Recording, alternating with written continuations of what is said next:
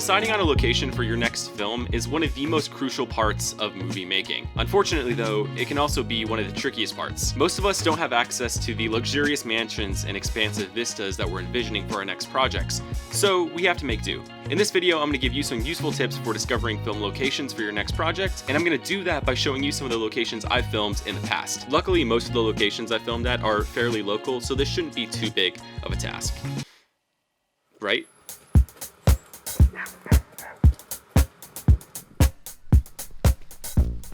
So this was our neighborhood park, and for whatever reason, we thought it'd be the perfect location to film our thriller.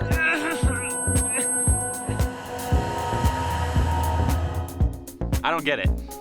So some friends of ours used to live in this house right here, but don't anymore.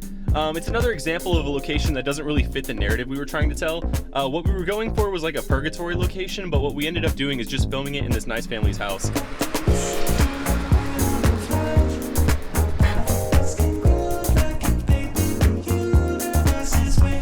It's worth mentioning that the most important thing when it comes to picking a location for your film is to make sure that that location is believable to your story. The last two locations weren't really believable to the stories that we were trying to tell, and so the audience has to extend their disbelief more than is necessary, almost as if they're watching a stage play where you can clearly see the curtain.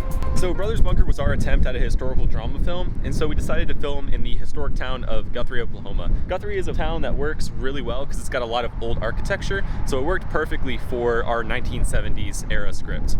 This is one of the locations we filmed at. We also filmed here, here, and here.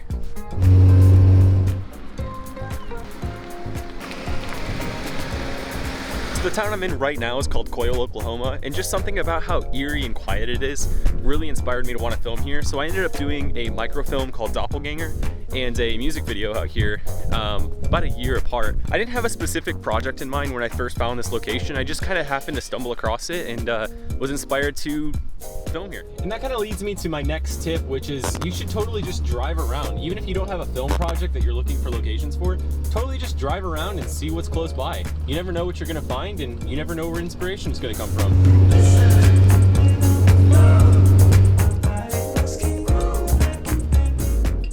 Okay, so this is the house that we filmed Somniac in, and I would say this is a pretty good example of a time where we bit off a little bit more than we could chew. Because even though, yes, we had this entire house to ourselves to basically work in and do whatever we want with, we didn't have enough in terms of production design in order to like actually fill it out and make it feel lived in. We ended up filming in the bedroom, the bathroom, the kitchen, and like the foyer. I would probably just put all of my resources into just making one location inside that house look really good, because honestly, production design is like the bane of all independent productions.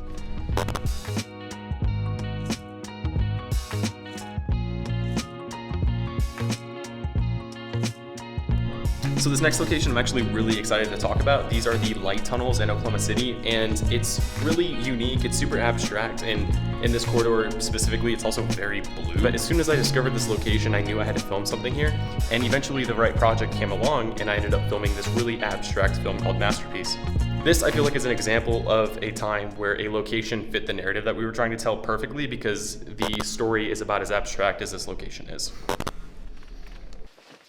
Well, that took a lot longer than I thought it would, but hopefully along the way, you were able to pick up some good tips for discovering locations for your next film production. If you enjoyed this video, go ahead and hit the like button, and as always, I'll see you in the next one.